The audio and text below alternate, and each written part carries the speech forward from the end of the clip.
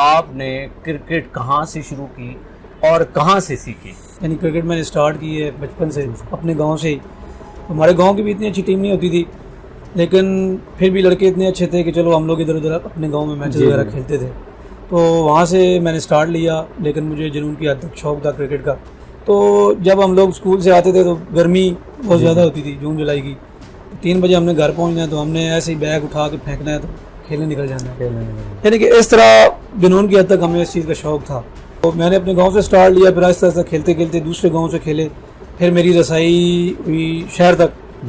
تو شہر میں کرکٹ کھیلنا شروع کی. تو اس ٹائم ہمارے سینئر تھے چودھری اختر صاحب سے، اویس بھائی تھے، ظفری بھائی تھے، یونس بھائی تھے. بیٹنگ زیادہ آپ کرتے تھے یا آل راؤنڈر کے طور پہ؟ جی میں بیٹسمین، شروع سے ہی میں بیٹسمین تھا. ہارڈ بال میں آف اسپن کرتا تھا اور ساتھ بیٹنگ، لیکن بیسیکلی جو ہے میں بیٹسمین ہوں، رائٹ ہینڈ بیٹسمین. پھر 2009 میں پولیس میں نے جوائن کی، پولیس میں بھرتی ہو گیا، لیکن اس کرکٹ کی وجہ سے وہ نوکری بھی چلی گئی.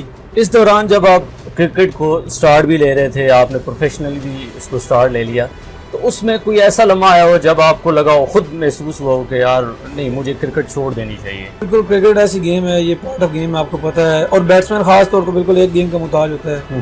وہ کسی ٹائم بھی آؤٹ ہو سکتا ہے، کسی لوکل بولر سے بھی آؤٹ ہو سکتا ہے. تو میری کرکٹ میں کبھی ایسے دن نہیں آئے، لیکن پرابیبلی یعنی کہ 2-3 مہینے ایسے آئے تھے جب میں تھوڑا آؤٹ آف فارم ہوا تھا. تو لیکن میں نے اس کو نیگیٹو نہیں لیا، میں نے اس کو پازیٹیو لیا ہے کہ یار اگر میں آج نہیں کھیل رہا ہوں یا یہ مہینہ میں نہیں کھیلا ہے تو پورے جو پچھلے 13-14 سال ہیں ان میں نے ہی پرفارم کیا ہے، میں نے ہی ٹورنامنٹس جتائے ہیں، میں نے ہی چھکے مارے ہیں.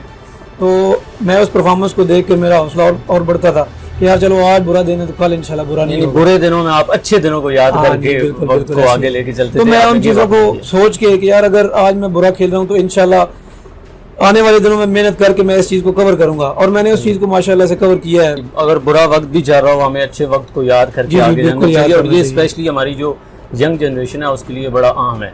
کبھی ایسا ہوا ہو کہ آپ کو کوئی آنر لے کے گیا ہو میچ کھیلنے کے لیے، وہاں پہ بہت زیادہ آڈینس ہوتی ہے، آپ کی فین فالوئنگ، آپ اپنے فین سے تنگ آئے ہوں؟ جتنے بھی فینز ہیں میں تو ان کو اپنے بھائیوں کی طرح سمجھتا ہوں، کیونکہ انہی کی وجہ سے ہم ہیں. ایسے اگر ہمارے فینز گراؤنڈ میں نہیں آئیں گے ہمارے پاس، یا ہمارے ساتھ آ کے سیلفیز نہیں بنائیں گے تو ہمیں کچھ پتہ نہیں چلے گا اپنے آپ کا کہ ہم کیا چیز ہیں. آج کل کرکٹ بہت زیادہ فاسٹ ہو چکی ہے، بالر بھی ریڈ کرتا ہے بیٹسمین کو، اور اس کے بعد اس ٹیکنیک کے ساتھ پلان کے تحت بالنگ کی جاتی ہے.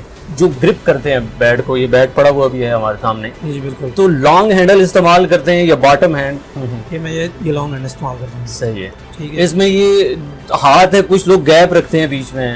نہیں یہ دیکھیں اس میں گیپ نہیں ہے.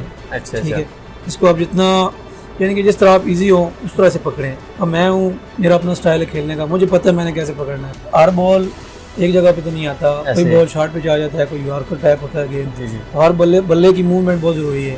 لینتھ کو جج کرنا بڑا مشکل ہے کہ یہ شارٹ پچ بال آئے گی، گڈ لینتھ ہے، یارکر ہے، تو آپ اس کو کس طرح جج کرتے ہیں؟ سب سے مین چیز ہے بالر کو ریڈ کرنا. سب سے مین میں سمجھتا ہوں کہ جب آپ بالر کو ریڈ کرتے ہیں، ایک بالر نے اگر میں فرض کریں آج چکوال کھیلا ہمارے خلاف، اس نے ہمارے پلیئرز کو آؤٹ کیا یا اس نے بولنگ کی ہے، تو آپ کے ذہن میں ہونا چاہیے کہ یار اس کا کون سا فیوریٹ بال ہے، وہ کون سا فیوریٹ بال ایسا کر رہا ہے جس کی وجہ سے بیٹسمین تنگ ہو رہا ہے. اس کو ریڈ کرنا میں سمجھتا ہوں سب سے بڑی بات ہے. جب آپ اس کو ریڈ کر لیتے ہیں تو وہ آسانی سے آپ کے قابو میں آ سکتا ہے. جی جی. ٹیپ بال کے جتنے بھی پلیئرز ہیں میں سمجھتا ہوں کہ شارٹ بال اچھی کھیلتے ہیں، کیونکہ ٹوٹلی زیادہ تر پلیئر ہمارے کراس کھیلتے ہیں اس چیز کو.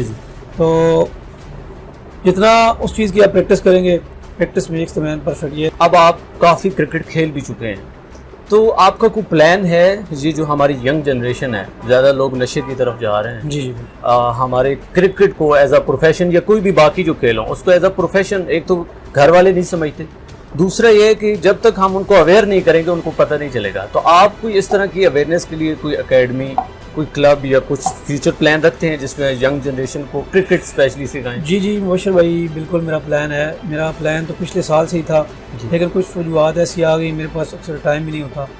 ٹائم کی شارٹیج کی وجہ سے وہ پلان بھی بس ڈسمس ہو گیا. تو میرا پلان ہے انشاءاللہ ایک اپنے نام کی اکیڈمی انشاءاللہ بناؤں گا، کیسی اسپورٹس کے نام کی. اس کے بارے میں اکیڈمی کے بارے میں میری 2-3 کوچز سے بات چل رہی ہے. صحیح. تو جیسے ہی وہ معاملہ ان کے ساتھ ڈیل ہماری ہو گئی، فائنل ہو گیا، تو انشاءاللہ یہ اسٹیپ بھی لیں گے. کیونکہ آپ کو پتہ ہے ینگ جنریشن آج کل جتنی بھی ہے ان کو بہت زیادہ بیماریاں اور زیادہ ہو گئی ہیں, ٹھیک ہے, نشے کی طرف جا موبائل رہی پہ بھی ہیں. لگے ہوئے ہیں. باقی یہ موبائل فوبیا جو ہے یہ سب سے بڑی بیماری ہے, کیونکہ میں اکثر ہم لوگ بیٹھتے ہیں 7-8 بندے, تو وہ ہم میں سے ہر بندہ اپنا اپنا کام کر رہا ہے. وہ یعنی کہ پہلے والی جو محبت چاہ لوگوں میں ہوتی تھی, ایک دوسرے کے پاس بیٹھنا, اپنے دکھ سکھ بانٹنا, ان سے شیئر کرنا کہ یار میں اس ٹینشن میں ہوں, وہ والا چکر ہے ہی نہیں اب بالکل بھی. تو میری تو کوشش یہی ہے کہ انشاءاللہ آنے والے وقتوں میں 2 یا 3 سال میں انشاءاللہ میں اس طرح کی اکیڈمی بناؤں گا جس میں ہمارے بھی چکوال کے جتنے بچے ہیں جو ینگ نسل آئے گی ان کو کرکٹ کی یعنی کہ کرکٹ کے بارے میں بتایا جائے گا, ان کی پروموشن وغیرہ کی جائے گی. بالکل. اور دوسرا مین یہ ہے کہ وہ گراؤنڈ میں آئیں, گراؤنڈ میں آ کے ایک تو وہ سٹریس لیس ہو جائیں گے, ڈپریشن کی طرف بچے جا رہے ہیں, دوسرا والدین تک بھی یہ اویئرنیس جائے گی.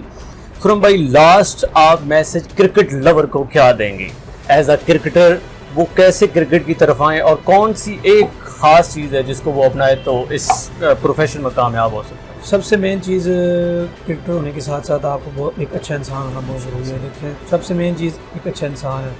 اگر آپ ایک اچھے انسان نہیں ہیں تو کرکٹر آپ جتنے مرضی بڑے ہو جائیں آپ کی ویلیو نہیں ہوگی, اس کا مقصد نہیں ہے. سب سے مین چیز میں ہمیشہ یہی کرتا ہوں بات کہ آپ پہلے آپ اچھے انسان بنو تاکہ آپ سے مزید بھی اچھے انسان پیدا ہوں. جب ظاہری بات آپ کہیں جائیں گے, کسی گراؤنڈ میں بھی جائیں گے, آپ کو ہزاروں لوگ ملیں گے. اسپورٹس مین اسپرٹ سب سے پہلی چیز ہے, کیونکہ اسپورٹس مین اسپرٹ جس پلیئر میں نہیں ہے تو وہ پلیئر ہی نہیں ہے میرے خیال میں.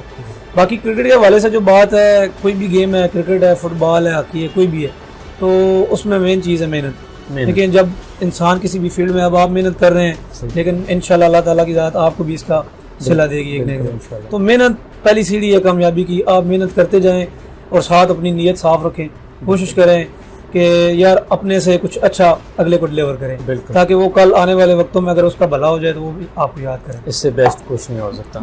ناظرین, جس طرح آپ نے خرم بھائی کی گفتگو سنی, بڑے اچھے انداز میں خرم بھائی نے آپ کو میسج دیا کہ سب سے پہلے ہمیں ایک اچھا انسان بننا ہے. اگر ہم اچھے انسان ہیں تو ہم اچھے کرکٹر بھی ہیں, ایون کسی بھی فیلڈ میں تو ہم سکسیزفل ہیں. دوسرا یہ ہے کہ ہمیں نیت صاف رکھ کے محنت کرنی چاہیے. امید ہے کہ آج کے اس سیشن سے آپ کافی کچھ سیکھیں گے. ہمیں یہاں سے دیجیے اجازت. اللہ نگہبان.